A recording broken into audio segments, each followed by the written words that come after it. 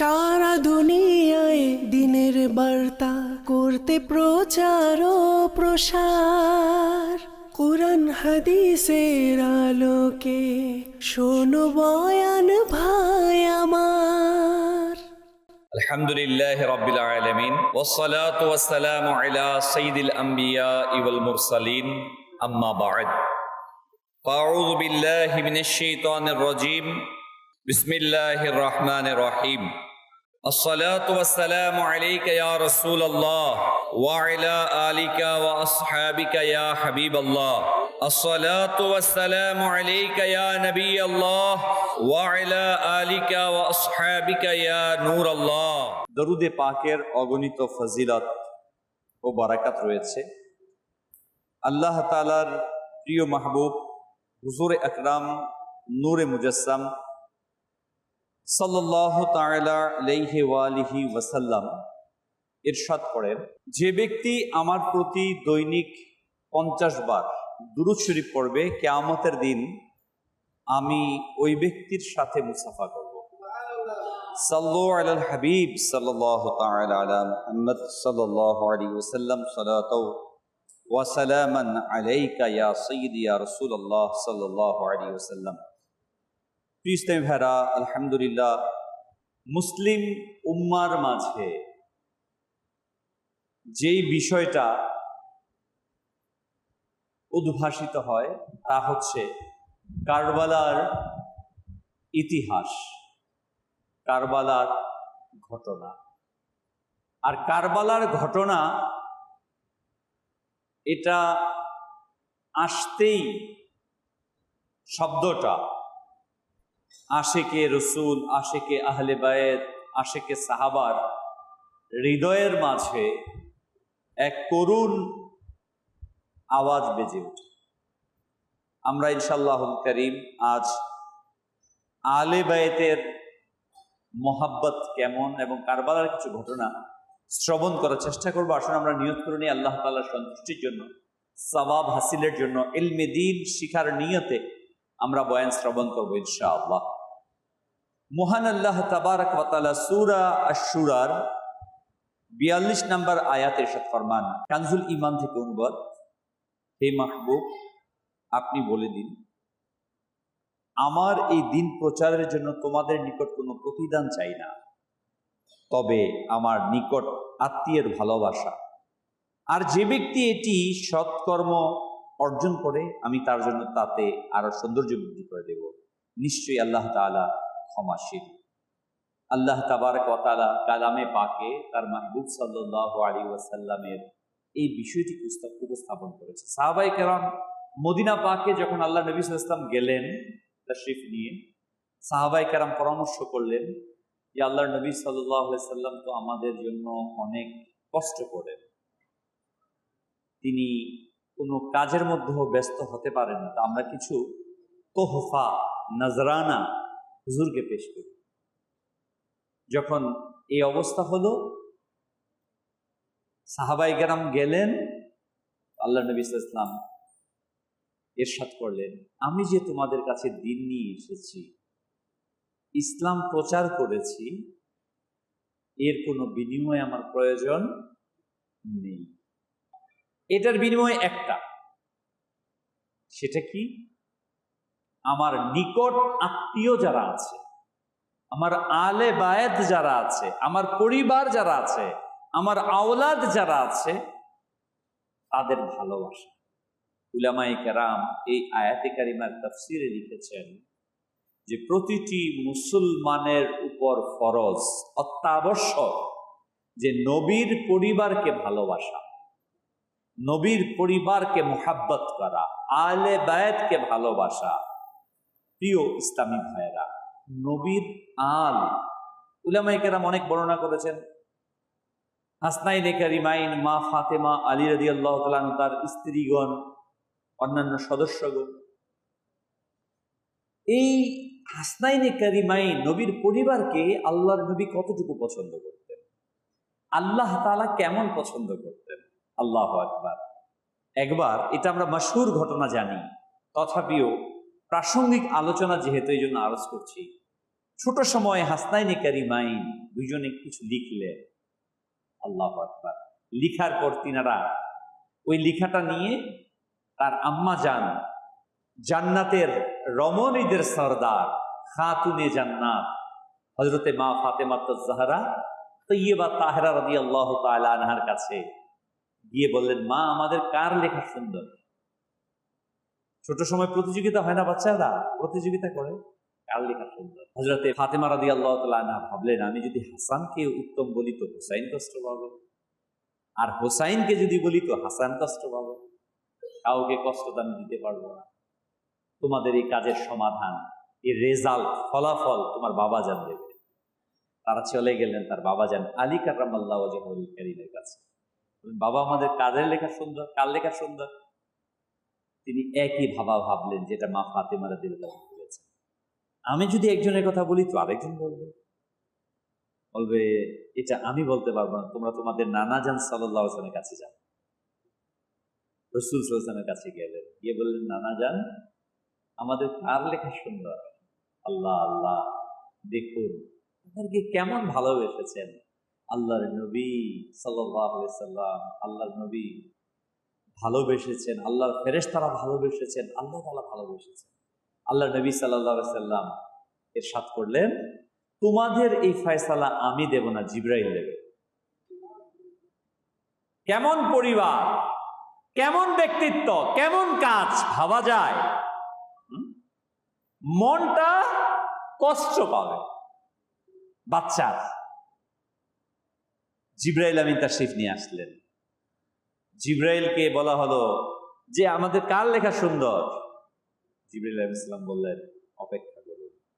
আল্লাহ তাআলার কাছে আরজ করলেন, ইয়া রব, আমি কি সমাধান দেব? আল্লাহ তাআলা নির্দেশ দিলেন, হে জিবরাইল, জান্নাত থেকে একটি ফল নিয়ে যাও এবং তাদের লেখা দুইটি রাখো, তুমি তা নিক্ষেপ করো এবং বলো যার লেখা সুন্দর তার উপরেই ফল পতিত হবে। তাই করা হলো। জিবরাইল ইসলাম জান্নাতি ফল নিয়ে গেলেন এবং এরপর নিক্ষেপ করলেন ওই লেখার উপর। দেখা গেল আল্লাহ তাআলার কুদরতে ওই ফলটি দ্বিখণ্ডিত হয়ে দুইজনের লেখার উপর পড়ে গেল। উভয় শাহজাদা খুশি হয়ে গেলেন। ব্যাপারটা কেমন না? হাসনাইনে কারিমাইন দিলের মধ্যে যাররা পরিমাণ কষ্ট পায়। আল্লাহু আকবার। ঘটনার মধ্যে আসছে, আমার প্রিয় আকা মাদানী ওয়ালে মুস্তাফা যখন সেজদার মধ্যে গিয়েছেন, নামাজের মধ্যে আল্লাহকে সেজদা করছেন, হযরতে সাইয়্যিদুনা ইমামে আলী মাকাম ইমাম হুসাইন রাদিয়াল্লাহু তাআলা আনহু সরকার ইসলামের কাঁধ মুবারকের উপর উঠলেন। ছোট বাচ্চা খেলাধুলা করছে, কেমন পেয়ারা, কেমন মুহাব্বতের, আল্লাহ তাআলার দরবারে কেমন মঞ্জুর, তার নিদর্শন হচ্ছে এগুলো। আল্লাহ তাআলা জিবরাইল আমিন আলাইহিস সালামকে পাঠিয়ে দিলেন তার মাহবুবের কাছে। হে মাহবুব, হুসাইন যতক্ষণ পর্যন্ত কাঁধে থাকবে ততক্ষণ পর্যন্ত আপনি সিজদাকে উঠাবেন না, দীর্ঘ করে দেন। আল্লাহু আকবার। কেমন ছিল না? একবার ঘটনাক্রমে আমাদের সাহাবায়ে কেরাম তিনারা হাসনাইনে কারিমাইনকে কিভাবে ভালোবাসতেন।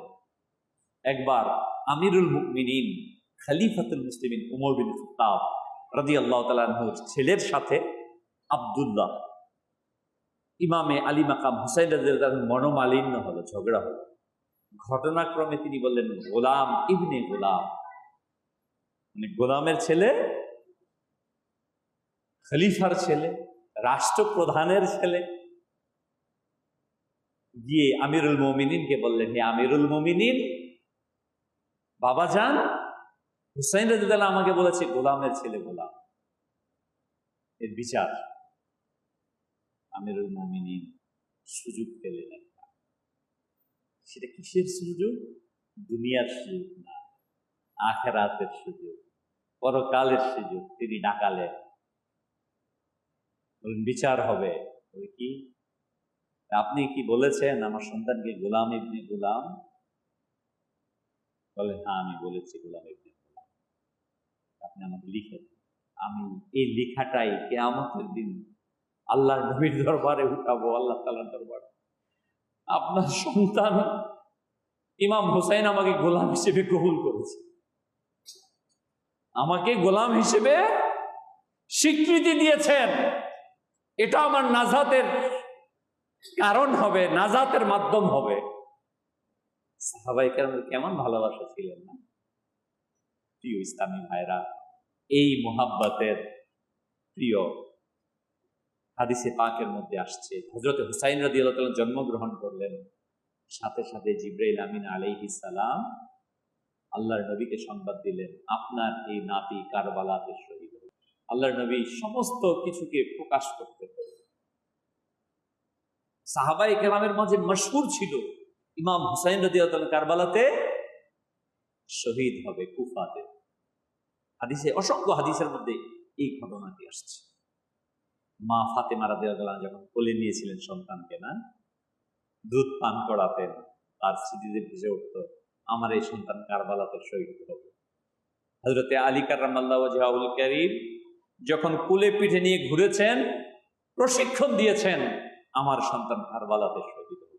তারা জেনে বুঝে তারপর তাদেরকে প্রশিক্ষণ। কেউ কিন্তু এটা বলেন নাই এ আল্লাহ সে যেন শহীদ না হয়, বরং এই দোয়া করতেন সকলেই, হে আল্লাহ ইমামে হুসাইনকে তুমি ধৈর্য ধারণ করার তৌফিক দান করো। কারণ আল্লাহ তাআলার দরবারে শাহাদাতের মর্যাদা অনেক উঁচু রয়েছে।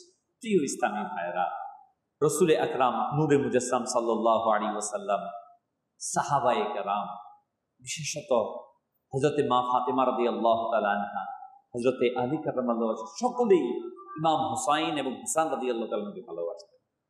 যখন ঘটনার পরম্পরায় হযরতে আমিরে মুয়াবিয়া রাদিয়াল্লাহু তাআলা আনহুর পর ইয়াজিদ পলিত এই নিকৃষ্টটা ক্ষমতার মস্তদে আরোহণ করল, আরোহণ করার পরই সে রাজনৈতিক দুর্বিষণ দিয়ে আটতে লাগলো। তার চিন্তা চেতনায় একটাই ছিল যে সে তো লম্পট, সে তো নিকৃষ্ট, সে জানে ইমামে আলী মাকাম হুসাইন রাদিয়াল্লাহু তাআলা আনহুর কদমের ধুলির পরিমাণও তার কোনো ইজ্জত নেই, সম্মান নেই। যদি কোনোভাবে ইমামে আলী মাকাম দাঁড়াতে পারে তার অস্তিত্ব বিলীন হয়ে যাবে। কুফা থেকে বারবার চিঠি আসতে লাগলো ইমামে আলী মাকাম। কোন কোন ঐতিহাসিকগণ লিখেছেন 300, 400, 1000 পর্যন্ত বর্ণনা করেছেন যে কুফা থেকে, কুফা হচ্ছে ইরাকের শহর কুফা, এখান থেকে কুফাবাসীরা, কারণ তখন ছিল রাজধানী কুফাতে, এখান থেকে চিঠি আসতে লাগলো ইমামে আলী মাকামের কাছে, ইমাম হুসাইন রাদিয়াল্লাহু তাআলার কাছে, ইয়া ইমাম হুসাইন, ইয়াজিদ পলিদ নিকৃষ্ট, তার কাছে আমরা বায়াত গ্রহণ করব না, আপনি আসুন, আমরা আপনার কাছে বায়াত নেব, আপনাকে খলিফা হিসেবে মানব। ইমাম হুসাইন রাদিয়াল্লাহু তাআলা আনহু একের পর এক চিঠিকে তিনি আর কোনো উত্তর দিলেন না। সর্বশেষ তিনি ভাবলেন যে আমি কিয়ামতের দিন যদি আজকে এই উম্মতে মুহাম্মাদের, আমার নানা জানের উম্মতের এই আহ্বানে আমি সাড়া না দেই, তাহলে কিয়ামতের দিন আমার নানা জানকে আমি কিভাবে দিতে পারব? তাদের যাররা পরিমাণ দুনিয়ার ক্ষমতার মসনদ আরোহণ করার কোনো ইচ্ছে তাদের ছিল না।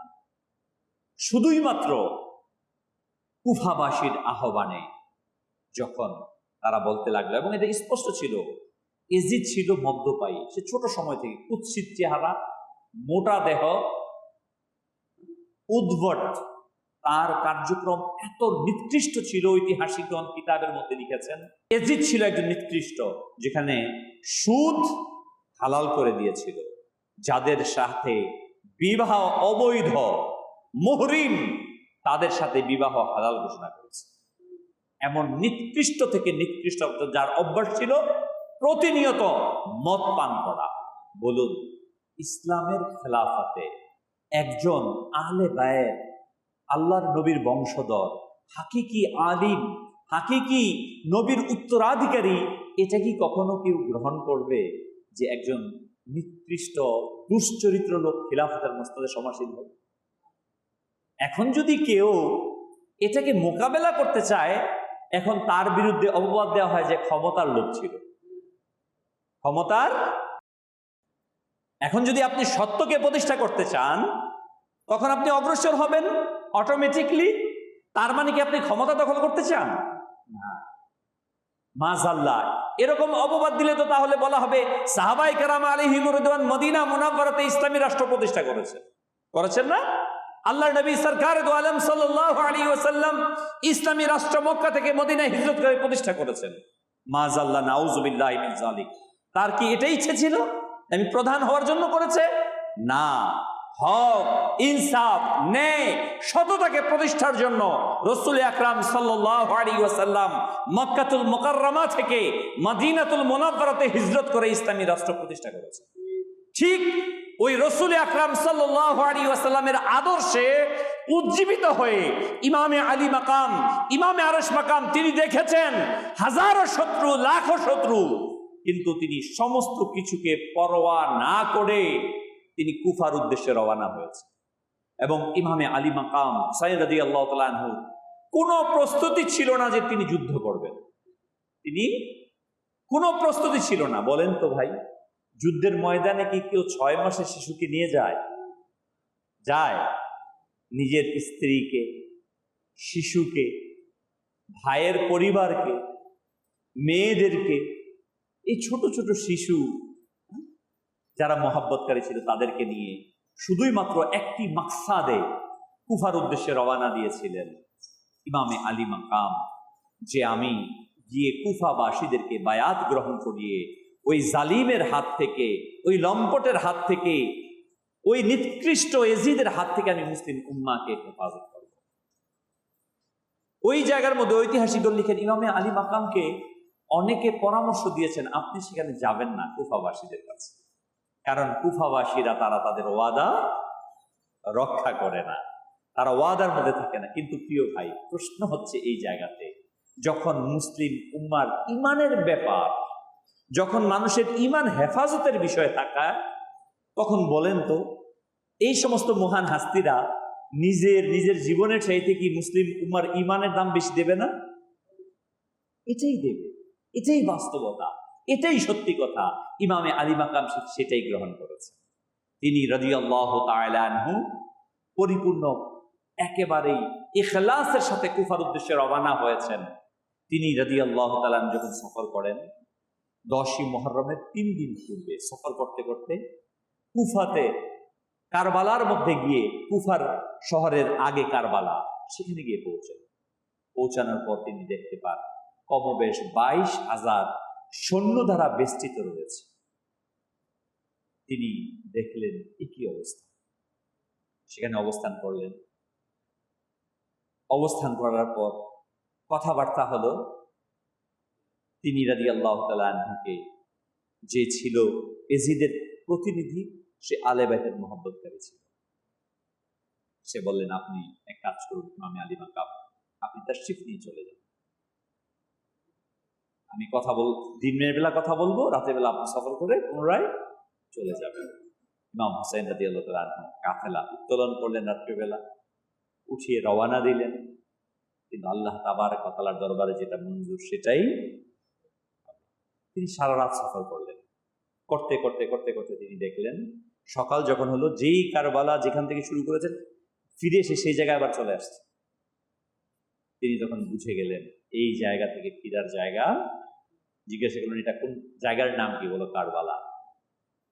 বললেন এই সেই মাকাম যেখানে আমি শহীদ হব বলে আমার নবী, আমার নানাজান আমাকে সংবাদ দিয়েছে।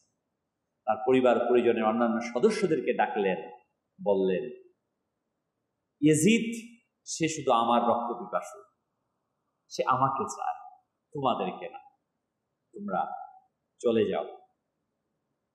তখন নবী পাক সাল্লাল্লাহু আলাইহি সাল্লামের আহলে বাইতের অন্যান্য সদস্যগণ বলতে লাগলেন হে ইমামে আলী মাকাম, ইমামে আরশ মাকাম, আমরা কখনো আপনাকে একা ছেড়ে এখান থেকে যেতে পারি না, প্রয়োজন না আমরা জীবন দিব, কিন্তু আপনাকে আমরা ছাড়ব না। আসলেই যারা আহলে বায়াতকে ভালোবাসে, যারা নবীকে ভালোবাসে, তারা কখনো আহলে বায়াতকে ছাড়তে পারে না। আল্লাহু আকবার। অসংখ্য ঘটনা এর মাঝে আসছে। এক যুবক ছিল যার বয়স কমবেশ 23 বছর। ওই যুবক 17 দিন পূর্বে বিবাহ করেছে। তার মা তার সামনে আসলো, কাঁদতে লাগলো। বললো, মা আপনি কেন কাঁদছেন? আমি এই জন্য কাঁদছি, এই ছেলে আমার আজ কারবালাতে নবীর বংশ ইমামে আলী মাকাম ইমাম হুসাইন রাদিয়াল্লাহু তাআলা তাকে, তার পরিবারকে পিপাসার্ত অবস্থায় রেখে তাকে শহীদ করার চেষ্টা করা হচ্ছে। ওই মা বলতে লাগলো, আমার আফসোস হচ্ছে, আমার নবীর বংশধর এভাবে শহীদ হবে। বলে, তুমি কি চাও মা? আমি চাই ইমামে আলী মাকামের কদমে তুমি উৎসর্গিত হয়ে যাও। ওই মেয়ের, ওই মহিলা স্বামী ইন্তেকাল করেছে, একমাত্র সন্তান যার বয়স 23 বছর, যে 17 দিন পূর্বে বিবাহ করেছে। এই নব শাহজাদা এর অবস্থান হোসাইনি দুলহা। তখন তার মা আরো আবেগতাড়িত হয়ে বলতে লাগলেন, আমি তোমাকে ওই দুধের কসম দিচ্ছি যে দুধ তোমাকে আমি পান করিয়েছি, তুমি ইমামে আলী মাকামের কদম উৎসর্গিত হও, তার শত্রুদের সাথে মোকাবেলা করো। তখন সাথে সাথে বললেন, ভাই দেখুন কেমন মা ছিল তারা, না? নিজের জীবনের একমাত্র সম্বলটাকে ইমামে আলী মাকামের কাছে কোরবান করে দিলেন। ওই হুসাইনি দুলহা তার স্ত্রীর কাছে গেলেন, গিয়ে কথা বলছিলেন যে আমি ইমামে আলী মাকামের কদমে চলে যাচ্ছি, তুমি তোমার জীবনকে যেমন খুশি তেমন ভাবে অতিবাহিত করো। তখন তার মা ভাবছিলেন যে তার স্ত্রীর সাথে কথা বলছে হয়তোবা। মা এসে বললেন, মেয়েদের সাথে কথা বলিও না, তারা তোমাকে এই ইজ্জত থেকে দূরে সরিয়ে দিবে।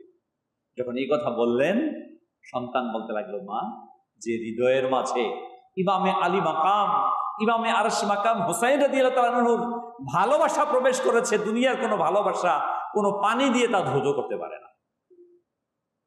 বের হলেন যুদ্ধের ময়দানের দিকে। হুসাইনি দুলহা 23 বছরের যুবক, নবীর প্রেমের উদ্বেলিত, আলে বায়াতের প্রেমে উদ্বেলিত ইয়াজিদি বাহিনীদেরকে যেন কচু কাটার মতো কাটতে কাটতে অসংখ্য ইয়াজিদিদেরকে জাহান্নামে পাঠালেন। পরবর্তীতে চারদিক থেকে তীরের আঘাতে জমিনের মধ্যে পড়ে গেলেন। তার গর্দানটাকে কেটে হুসাইনি কাফেলার দিকে নিক্ষেপ করা হলো। তার মায়ের কোলের মধ্যে সে মাথা এসে পড়ল। তার মা তার সন্তানের 23 বছরের যুবক ছেলের মাথাকে চুমু দিয়ে বলতে লাগলেন, বাবা, এখন আমি তোমার প্রতি সন্তুষ্ট, আমি এখন তোমার প্রতি রাজি যে তুমি আমার ইমামে আলী মাকাম হুসাইন রাদিয়াল্লাহু তাআলা আনহুর কদমে নিজের কুশল করেছো, আমি তোমার প্রতি সন্তুষ্ট। কেমন মা ছিলেন না ভাই? প্রিয় ইসলামী ভাইরা, এই সমস্ত মাদের কারণেই ইসলাম সারা পৃথিবীতে প্রতিষ্ঠিত হয়েছে। এই সকল মহান মাদের কোরবানির বদৌলতে তাদের সন্তানদেরকে ইসলামের জন্য সর্বোচ্চ কোরবানি দেওয়ার জন্য তারা প্রশিক্ষণ দিয়ে তৈরি করেছেন।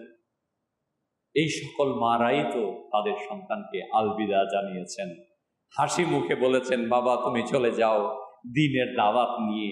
হ্যাঁ, আমরা আমাদের এই বঙ্গভূমিতে যে কি অসংখ্য আউলিয়ায়ে কামিলিন, তারা তাদের যৌবনের সর্বোচ্চ সময়টাকে ইসলামের দাওয়াত দিয়ে প্রচার করেছেন। তাদেরও তো মা ছিল, তাদেরও তো বাবা ছিল, তাদেরও তো সন্তান ছিল। আসলেন কি? একটু কল্পনা করা যায়, আজকে আমি আমার পরিবারকে ছেড়ে 10 দিন থাকতে চাই না। দিনের কাজের জন্য যদি বলি মাদানী কাফলাতে সফর করেন, চলেন, আমার পক্ষে সম্ভব হয় না। নিজেকে অনেক বড় আশেকে রসুল বলি না, অথচ দেখুন তো সাহাবায়ে কেরামের হৃদয়ের কলিজাটা কত বড় ছিল। তাদের আহলে বাইতের ভালোবাসায় ইসলামের জন্য তারা কিভাবে কোরবান দিয়েছে, আল্লাহর ওলিগণ কিভাবে দ্বীনের জন্য অগ্রসর হয়েছে। ওই হুসাইনি দুলহার আম্মা জান আর সন্তানের মুখে চুমু দিয়ে ধুলোবালিকে পরিষ্কার করে তার স্ত্রীর কোলে দিলেন। তার স্ত্রী যখন তার স্বামীর কর্তৃত মাথা দেখে একটি চিৎকার দিলেন, সাথে সাথে তার দেহ থেকে রূহ বের হয়ে তিনি ইন্তিকাল করলেন। ইমামে আলী মাকাম, ইমামে আরশ মাকাম, ইমামে ইমাম হুসাইন রাদিয়াল্লাহু তাআলা আনহু ভালোবাসায় একের পর এক ওই কারবালাতে অবস্থানকারী কমবেশ ৭২ জন শহীদ হয়েছে। প্রিয় ইসলামী ভাইরা, সেখানে আলে বাইতের যে নারী যারা ছিল, মহিলা সদস্য, রাসূল করিম সাল্লাল্লাহু আলাইহি ওয়াসাল্লামের নাতনি শেরে খোদা আলী রাদিয়াল্লাহু তাআলা আনহু এর বেটি সর্বশেষ মুহূর্ত যখন ছিল, সবাই শহীদ হয়ে গেছে। কাফেলাতে কেউ বাকি নেই। এক জয়নুল আবেদিন, যার বয়স 12 কি 13 কমবেশ, প্রচন্ড জ্বর ছিল, দাঁড়াতে পারছিলেন না। তিনি আসলেন, বললেন, বাবা যান, আমাকে অনুমতি দিন, আমি যাই। বলল, বাবা, তুমি হচ্ছে নবীর বংশের একমাত্র প্রদীপ, আর এখানে আমার অনেক মেয়েরা আছে, তোমার বোনরা আছে, মারা আছে, তুমি যদি চলে যাও তাদেরকে কে পাহারা দিয়ে রাখবে? আমি তোমাকে অনুমতি দিতে পারি না, তুমি তাঁবুতে অবস্থান করো। প্রচন্ড অসুস্থ ছিলেন জয়নুল আবেদিন রাদিয়াল্লাহু তাআলা, তিনি ভিতরে অসুস্থ অবস্থায় ছিলেন। ইমামে আলী মাকাম হুসাইন রাদিয়াল্লাহু তাআলা তার ঘোড়াতে আরোহণ করবেন, সর্বশেষ ব্যক্তিত্ব ইমামে হুসাইন, কিন্তু তাকে ঘোড়াতে উঠিয়ে দেবে এমন কেউ নেই। তার বোন আসলেন, বললেন, ভাই, আমি আপনাকে বিদায় জানাবো, আপনাকে বিদায় দেওয়ার মতো আর কেউ অবশিষ্ট নেই। হুসাইন রাদিয়াল্লাহু তাআলা তার ছেলে জয়নুল আবেদিন রাদিয়াল্লাহু তাআলাকে ওসিয়ত করলেন, আল্লাহ তাআলা যদি তোমাকে হায়াত দেয়, তুমি যদি মদিনা পাকে পৌঁছো, আমার নানা জানকে আমার সালাম দিবে, এই কারবালার কথাগুলোকে বলবে যে আমাদেরকে কিভাবে নির্মম ভাবে শহীদ করা হয়েছে। কিতাবের মধ্যে আসছে জয়নুল আবেদিন রাদিয়াল্লাহু তাআলা তার জীবনের কখনো আর হাসেননি, মুচকি হাসতে পারেননি। পৃথিবীতে কয়েকজন ব্যক্তির মধ্যে তিনি একজন ব্যক্তি যিনি অধিক পরিমাণে কেঁদেছেন, কারণ তার সামনে কারবালার সমস্ত ঘটনাগুলো সংঘটিত হয়েছে। ছোট ভাই হযরতে হুসাইন রাদিয়াল্লাহু তাআলা ছোট সন্তান আসগার, আলী আসগার এবং আলী আকবর হচ্ছে বড়, আলী আসগার হচ্ছে ছোট, 6 মাসের শিশু, কণ্ঠ নড়ছে না, দুধ নেই, মায়ের বুকে দুধ শুকিয়ে গেছে, পানি নেই, কোথাও পানি নেই, একটু পানি দেবে। তার স্ত্রী এসে বললেন, আপনি এক কাজ করুন, ফোরাদের নদী বহমান, আপনি একে নিয়ে যান, আপনার সাথে শত্রুতা, আর সে তো 6 মাসের শিশু, সে কি করবে? সে তো তলোয়ার ধরতে পারবে না। তাকে নিয়ে যান, একটু পানি দেওয়ার জন্য, পানি দেয়, মারা যাচ্ছে, কান্নার আওয়াজ বের হচ্ছে না, গলা শুকিয়ে গেছে। হুসাইন রাদিয়াল্লাহু আনহু কোলে নিলেন, ফোরাদের নদীর পাশে গেলেন। এজিদি মালউনরা বলতে লাগলো, হে হুসাইন, এই নদীর পানি বহমান, স্রোতধারা, সমস্ত পশু খেতে পারবে, মানুষ খেতে পারবে, তুমি আমার আর তোমার বংশের কেউ খেতে পারবে। যে নদী, যে পানি, যে কুল কায়নাত সৃষ্টি নবীর জন্য, ওই নবীর বংশের জন্য পানি নিষিদ্ধ করা হয়েছে। আল্লাহ তাআলা কোরআন মাজিদে বলেন, ইন্না আ'তাইনাকাল কাউসার, আয় মাহবুব, আমি আপনাকে অগণিত নিয়ামতধারী মালিক বানিয়েছি, দান করেছি আপনাকে। যেই পানি হয়েছে নবীর সদকায়, ওই নবীর বংশের জন্য বলা হচ্ছে কুকুর পানি খেতে পারবে, চতুষ্পদ জানোয়ার পানি খেতে পারবে, কিন্তু আল্লাহর নবীর বংশের কেউ পানি খেতে পারবে না। হুসাইন রাদিয়াল্লাহু তাআলা বলতে লাগলো, এ তো ছোট বাচ্চা, যদি তোমাদের মন চায় তোমাদের নিজ হাতেই তাকে পানি পান করিয়ে দাও। ওই ইয়াজিদ মালউন ওয়ালিদের অনুসারীরা, তাদের দিলটা এতই কঠোর ছিল, পানি দেওয়ার পরিবর্তে এমন ভাবে একটি তীর নিক্ষেপ করা হলো যে ছোট্ট শিশু 6 মাসের, একেবারে গোলাপ ফুল নবীর বাগানের, তার কণ্ঠনালী ভেদ করে তীর বিদ্ধ হলো। সাথে সাথে তার রক্তে হুসাইন রাদিয়াল্লাহু তাআলা আনহু দেহ রক্তাক্ত হয়ে গেলেন, শহীদ হয়ে গেলেন। তার স্ত্রীর কাছে লাশ এনে বললেন, পানি পান করিয়ে এনেছ? তিনি বলেন, এমন পানি পান করেছি আর কখনো তোমার কাছে পানি চাইবে।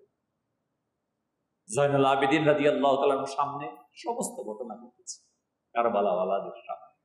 একের পর এক প্রিয় ভাই ইমামে আলী মাকামকে বলা হয়েছে, আপনি বায়াত গ্রহণ করুন, আপনাকে সসম্মানে মদিনাতে পৌঁছে দেয়া হবে, মাসিক ভাতা দেয়া হবে, যা চাইবেন তাই দেয়া হবে। কিন্তু ইমামে আলী মাকাম হুসাইন রাদিয়াল্লাহু তাআলা আনহু বাতিলের সামনে নিজের মাথা হাতকে প্রদান করেন নাই, নিজের গর্দানকে দিয়েছেন কিন্তু হাতকে দেন নাই। কিন্তু আজকে বড়ই দুঃখের বিষয়, আজ আমরা সামান্য অর্থের জন্য, টাকার জন্য ইসলামের বিপক্ষে চলে যাই, ক্ষমতার জন্য ইসলামের বিরুদ্ধে কথা বলতে আমরা পরোয়া করি না। কিন্তু ইমামে আলী মাকাম ইমাম হুসাইন রাদিয়াল্লাহু তাআলা আনহু আমাদেরকে শিখিয়েছেন, তুমি মাথা দিয়ে দিবে, জীবন দিয়ে দিবে, নিজের পরিবারকে উৎসর্গ করবে, কিন্তু মিথ্যার কাছে কখনো মাথাকে নত করবে না। আমরা যেন সে ইমামে আলী মাকাম হুসাইন রাদিয়াল্লাহু তাআলা আনহু আদর্শটাকে নেই। প্রিয় ভাই, আমরা বলছি অনেক কথা, আমি জানি সমস্ত ইতিহাস, কিন্তু বাস্তবতা হচ্ছে এটা আমি তা ফলো করি না, আমি আমার জীবনের মাঝে সেটাকে অ্যাপ্লাই করি না। আসুন না ইমামে আলী মাকাম, ইমামে আরশ মাকাম, ইমামে হুমাম হুসাইন রাদিয়াল্লাহু তাআলা আনহুর শাহাদাতের এই মাসে আমরা নিয়ত করি যে আমরা ইনশাআল্লাহুল কারীম আমরা আমাদের জীবনের মিথ্যাকে, লোভকে, সুদ ঘুষকে, বেহায়াপনাকে এখান থেকে ফিরে এসে আমরা হুসাইন রাদিয়াল্লাহু আদর্শবান হব। মনে রাখবেন, হুসাইনই হচ্ছে সে। হুসাইন রাদিয়াল্লাহু তাআলা আনহু ইয়াজিদের সাথে তিনি সুলাহ করেন নাই, এজন্য সে যে মদ্যপায়ী ছিল, বেনামাজি ছিল। আজকে আমি নামাজ না পড়ে ইয়াজিদের আদর্শকে আমি ফলো করছি। আমি যদি হাকিকতে হুসাইন রাদিয়াল্লাহু তাআলা আনহুর আদর্শবাহী হই, কখনো আমি নামাজ কাজাকারি হতে পারি না। ইমাম হুসাইন রাদিয়াল্লাহু তাআলা আনহু অনুসারী কখনো মদপায়ী হতে পারে না, সুদখোর হতে পারে না, জেনাকারী হতে পারে না, কুদৃষ্টি প্রদানকারী হতে পারে না। ইয়াজিদ কুদৃষ্টি দানকারী ছিল, মদ্যপায়ী ছিল, জেনাখোর ছিল, সমাজের নিকৃষ্ট ব্যক্তি ছিল। এই জন্য ইমাম হুসাইন রাদিয়াল্লাহু তাআলা আনহু তাকে গ্রহণ করেন নাই। আজকে আমি নিজেকে হুসাইনি আদর্শের কথা বলছি, নিজেকে বলছি হুসাইন রাদিয়াল্লাহু তাআলার আদর্শকে ফলো করছি, কিন্তু পাশাপাশি ইয়াজিদের কাজগুলোকে আমার মাঝে বাস্তবায়ন করছি। আপনি আপনার বিবেককে জিজ্ঞাসা করুন, আমি কি হুসাইনের পক্ষে চাই না ইয়াজিদের পক্ষে?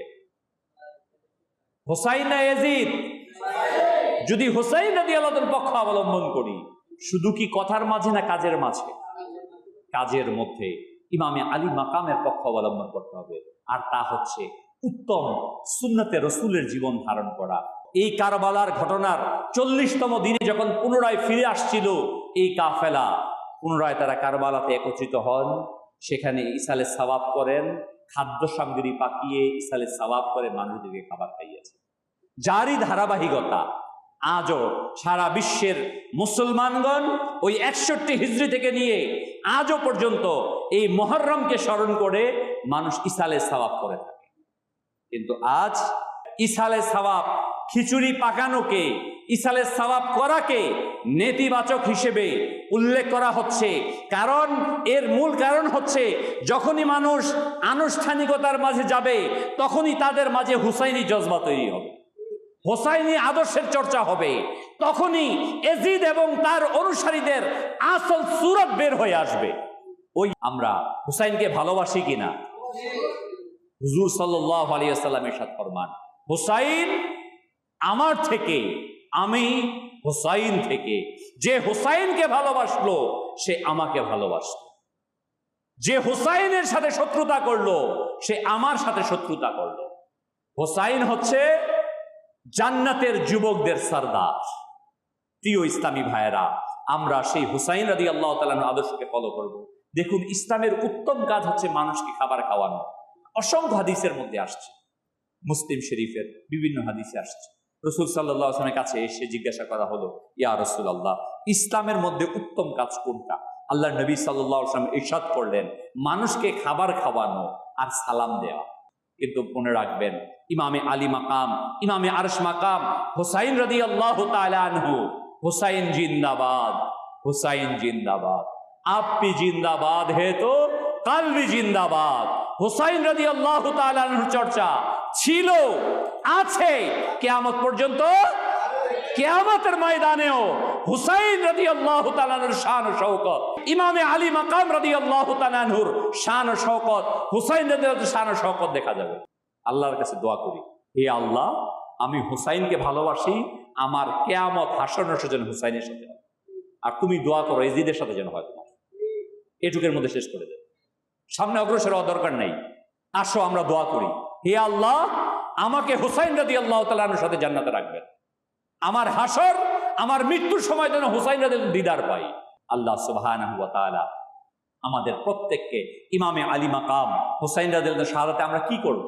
আমাদের উচিত এই দিনগুলোতে নিজেকে সুন্নতে রসুলের আদর্শে আদর্শবান বানানো। হুসাইন রাদিয়াল্লাহু আদর্শ নাই, এই জন্য আমরা প্রত্যেকে দায়ী। আমাদের কাজ হচ্ছে এই ইসলামী সংস্কৃতিগুলোকে আমি নিজে করব, আমার সন্তানকে শিখাবো, আমার ফ্রেন্ড সার্কেলদের মাঝে এই মেসেজটাকে পৌঁছে দেব। আল্লাহ তাআলা আমাদের প্রত্যেককে সে তৌফিক দান করুন, আমিন। বিজাহিন নবীল আমিন সাল্লাল্লাহু আলাইহি ওয়াসাল্লাম। সারা দুনিয়ায় দিনের বার্তা করতে প্রচার ও প্রসার, কুরআন হাদিসের আলোকে শোনো বয়ান ভাই আমার।